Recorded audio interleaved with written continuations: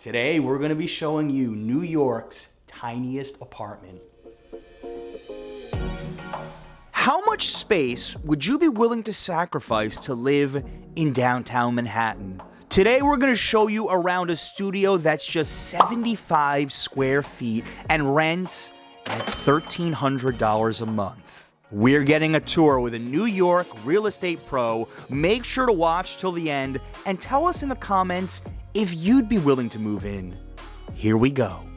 This is the smallest apartment that I've ever seen, but there are a lot of reasons why someone would want to live here, and they're not exactly what you'd think. I know what living in a tiny apartment is all about, and I can't imagine them going much smaller. So the way that Cash has described this to me, I am super curious. Guys, let's check this out. So the entry to the building for the price, I mean, not bad at all. I have seen far worse. We've only taken a few steps, but the lobby looks okay. No doorman clearly for $1,300 a month.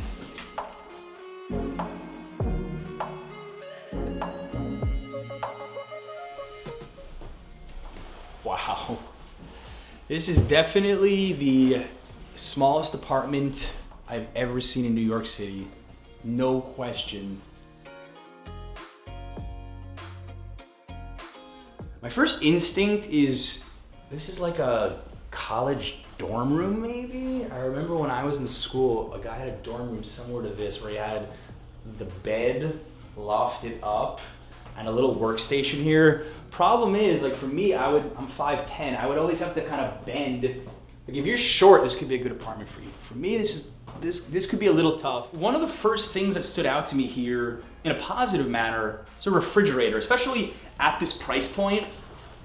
This isn't so bad. I mean, I wouldn't say this is a full-size fridge, but you could fit quite a bit inside here. And you got a freezer, also kind of mini size. That's the theme of this apartment. Microwave, that is clutch. So you know, you've got your leftover stuff, put it in the microwave. Do have a sink here. Now there is no bathroom. We're gonna get to the bathroom part in a little bit, but at least you have a sink if you just wanna, I don't know, brush your teeth, I hope, before going to bed. Well, you're not living here for the physical apartment, that's for sure, but you're living here for the neighborhood. It's a neighborhood experience that you can't get anywhere else in New York City other than the East Village. If you love this neighborhood, you like the things that are here, NYU, Cooper Union, there's colleges, there's universities. It's a very popular area for working professionals and recent grads. And this is your way to have access to that without spending a fortune. Let's show people what the bed situation is like. You gotta climb up here. Now, if you like to drink, and this area has a lot of good bars, the ladder could be fun. This is nice though. You're pretty much guaranteed you're not gonna fall in the middle of the night. This will hold you up. Seems fairly sturdy. And then from up here, I can actually see some of the shelf space, which is, you know, it's kind of, I feel like it's kind of an underrated feature of New York City apartments. Cash, what do you think about the shelves here? You think it's enough? I think it's excellent.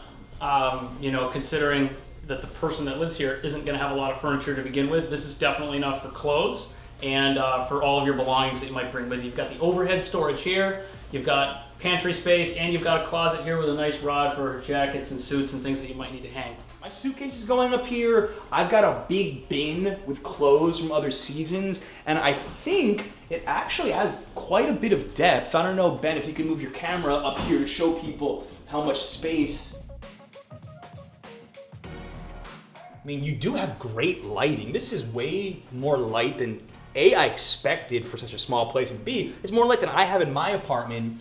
And you know, you see other units, it doesn't feel as dark and dingy and claustrophobic as I was expecting. It's okay. This really wouldn't bother me. And I think that you also won't get a lot of noise from the street, which if anyone knows anything about the East Village, street noise could be a problem, especially on weekends when people are out partying. So here you're kind of cooped up and away from that. My curiosity before moving to the bathroom and the shower is, what is the square footage of this place? You know what, I haven't checked, but that's something that we can do right now. Hold on, let me get my phone out. Okay. Ready for the big reveal? I'm ready. Hold on. I have a prediction of the square footage. I'm thinking it's about under 100, I think. Under 100? Under 100, that's my thought. He's smart guy right here. It's about 70. 70 square foot. Between 70 and 75 square feet. 75 square feet in the heart of the East Village. But it's all yours. But it's all yours. No roommates. No. Nice and quiet, nice and clean. It is surprisingly clean, as you pointed out. I'm actually impressed how clean the place is. I think we've shown just about every single possible amenity here. Although there is this space. And you guys can tell us in the comments, this space, I'm not sure what you do with this, because the shelves make sense, under the bed makes sense, the bed makes sense, but here you've got something, I don't know. What would you put here? Television. A television. Or, you know, there's a cable wire up here so you could actually mount your TV there. This would be good for like a dresser or a desk. You could put a small desk here, and then under here you could have a couch. So what you could actually do, you could have a sofa here where you're standing, right? I'd put a sofa here, bed up here, and a small desk here, so and boom. This. What about a little so I'm on the sofa, and we've got the TV right there. Yep. Actually, my apartment in New York is similar in distance from how far I am from the TV on my couch. As you know, the trains are a disaster. The trains here are not great. They're always shutting down. There's always service interruptions. If you live here and you need to be in this area every day, you don't have to deal with a commute. You know, typically commuting from Queens, it's an hour, 45 minutes to an hour, even from a neighborhood like Astoria that's popular and convenient. Nothing's gonna get more convenient than this. That's impossible because you're here already. So if you don't have a lot of stuff and you don't spend a lot of time in your apartment, this is the perfect place for you. It's the same amount of space you'd have with a roommate anyways, but it's all yours. No one's rules but your own. Bathrooms are right over here. This is what I was really wondering about. So we have two separate, we have a toilet, sink, and then we have a separate shower room, right? Yep, they're split. All right, guys. So we're gonna. Well, there's a little step. I missed that. We're gonna step into here. This kind of reminds me of a bathroom on a train, maybe. Maybe it's the color, except you don't have one of those step things to flush. This reminds me of being in a train bathroom. It's actually not as bad as I thought it would be. Kind of new looking. This is nicer looking than my bathroom. My bathroom's a little bigger, but this is a nicer room. This is the shower. As you can see, the showers match the bath. Everything is newly renovated and taken care of weekly by the maintenance crew that is here at the building and takes care of it. It's clean, and it's probably cleaner than the shower in your bathroom if you have a roommate and you're living in the city. Let's say that you're claustrophobic, you want more space, and you still want to live in New York City, but you don't have a lot of money. Mm-hmm. Like, what's another option to getting a tiny place like this? Well, believe it or not, these rent very quickly, and we don't always have one of these available when a client contacts our business and wants to save money. And generally what we see people doing is they'll take a one-bedroom apartment, maybe a $2,500 or a $2,700 apartment, and they'll split that and share that as roommates in a larger one-bedroom apartment. That's very common. They call that converting the apartment. Another option would be to not necessarily live in downtown Manhattan. You can save money in the outer boroughs. Brooklyn, Queens, you'll get a larger apartment for less money. You do have commute time. You don't get this same great neighborhood, but you are able to save money and still get into the city and fulfill your dreams here. That's not too hard to do. John, I'm dying to know, what do you think? I think that if I was in a different stage of my life and I had just moved to New York, that apartment actually could work.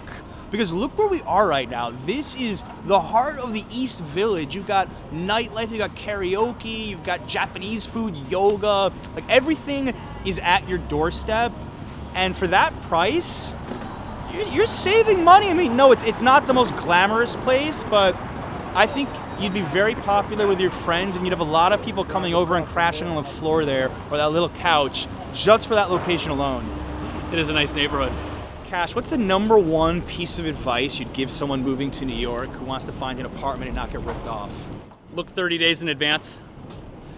Apartments are released in cycles. Tenants typically have to renew their lease or give their notice 30 days before it ends. And if you're looking around the first of a month, that's a great time to find something 30 days later when everyone moves out, and that's when the bulk of the inventory is gonna be available. Now, the way that you won't get ripped off is you'll have time to learn the market and see apartments. You won't be looking at the last minute. You won't be stressed out and pressured and freaking out about, what your search is like and making a decision that you're not entirely comfortable with. Sometimes it takes people time. I mean, you've looked for an apartment. I'm a renter here too, and You didn't take something the first day you were out, did you? No way. I looked and I looked and I looked. Make sure to check out Cash's YouTube channel if you want to learn more about real estate in New York. Tell us in the comments if you'd live in that 70 square foot, $1,300 a month apartment. We're curious. Thank you so much for watching as always. Until next time.